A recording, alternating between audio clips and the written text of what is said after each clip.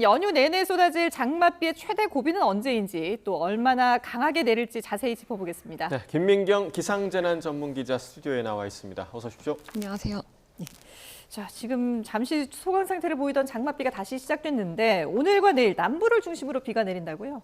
네, 앞서 보신 것처럼 충청과 호남은 이미 비가 시작됐습니다. 레이더 화면 보실까요? 이 서해상에서 발달한 이 비구름 덩어리들이 점점 우리나라로 유입되고 있습니다. 점차 충청과 호남을 지나서 오늘 오후부터 밤 사이에는 영남 지역에도 영향을 주겠는데요. 이 정체전선은 아직 이렇게 중국 동쪽 해상에 있습니다. 이 비구름들은 이 정체전선의 앞단에서 만들어진 비구름인데요.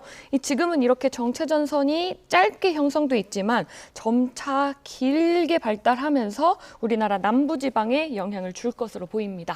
네, 일단 오늘과 내일 남부지방에 내리는 비가 지난번처럼 좀 많은 비가 쏟아지는 상황은 아닌가 봐요. 네, 맞습니다. 지난번에는 충청에 이틀 동안 200mm 이상, 수도권에도 하루에 100mm가 넘는 폭우가 쏟아졌는데요.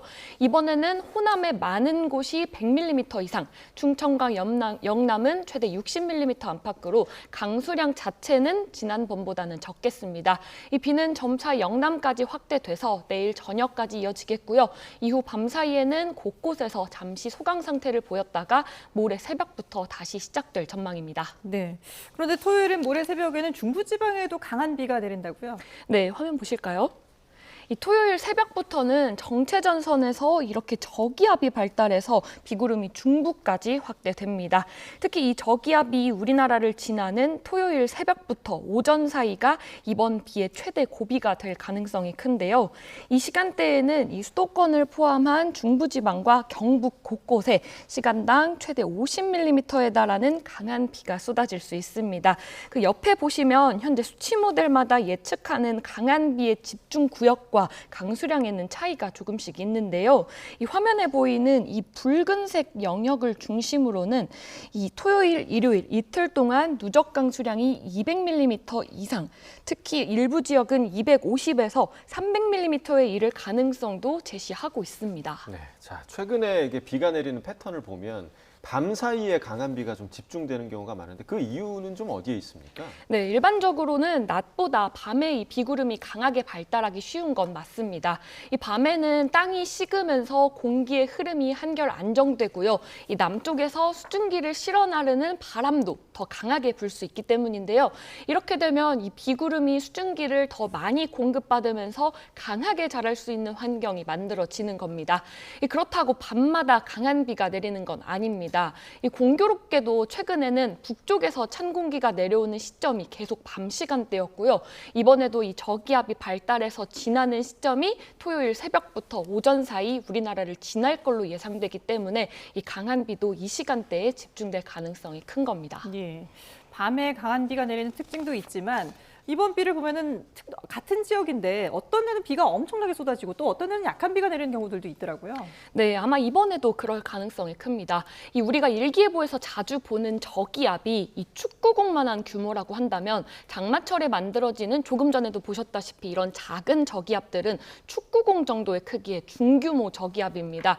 이 축구공을 운동장 어디에 던질지 정확하게 맞추기 어려운 것처럼 이 규모가 작을수록 강한 비가 쏟아지는 위치를 예측하기도 훨씬 어렵습니다.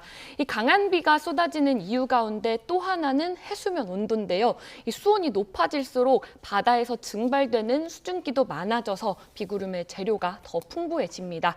이 왼쪽이 지난주, 오른쪽이 이번 주입니다. 이 빨간색으로 표시한 25도 선이 지난주보다 조금 더 북쪽으로 올라온 걸 볼 수 있는데요.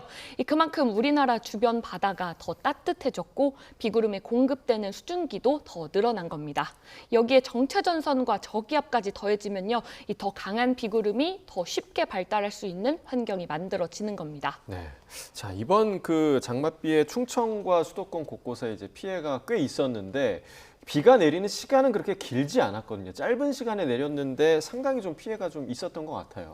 맞습니다. 이 피해는 비가 얼마나 오래 이어졌냐보다 얼마나 한꺼번에 많이 쏟아졌느냐가 더 중요한데요.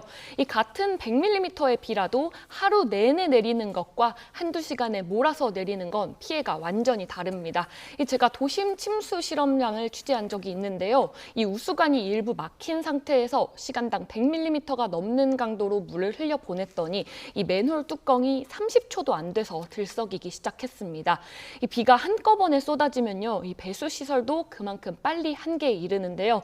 그래서 요즘처럼 이렇게 짧은 시간에 강한 비가 내리면 침수 피해도 순식간에 커질 수 있는 겁니다. 예. 자, 그럼 이번 비 언제까지 이어질까요? 네, 우선 비는 일요일까지 이어질 전망입니다. 이 기상청은 우선 토요일 새벽부터 오전 사이를 가장 위험한 시간대로 보고 있고요. 다만 그 이후에도 상황을 지켜봐야 합니다.